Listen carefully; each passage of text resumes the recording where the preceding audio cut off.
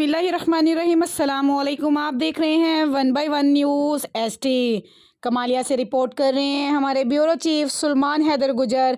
कमालिया में मोहम्मद सईद इकबाल की रिहाइशगाह पर हज़रत अब्दुल कादिर जिलानी महबूब सुबहानी जनाब गौसे पाक पीरान पीर दस्तगीर के ज़ेर एहतमाम हर माह 11वीं शरीफ के बाद वाले जुमे ख़त्म मुबारक के लिए महफिल मुनक्कद हुई, जिसमें अहले इलाका लाकसीर तादाद में शिरकत करते हैं। दुरूद पाक, नात ख़्वानी और ज़िक्र-ओ-अज़कार से महफिल को सजाया जाता है। महफिल का एहतमाम हर माह 11वीं शरीफ के अगले जुमे किया जाता है।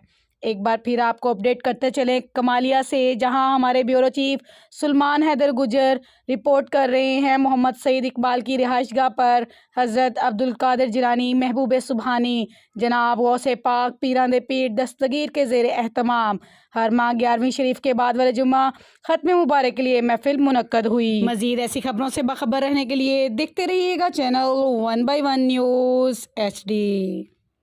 ताज़ा तरीन अपलोड्स की नोटिफिकेशन हासिल करने के लिए हमारे चैनल को सब्सक्राइब करें और साथ में दिए गए घंटी के निशान को दबाना ना भूलें।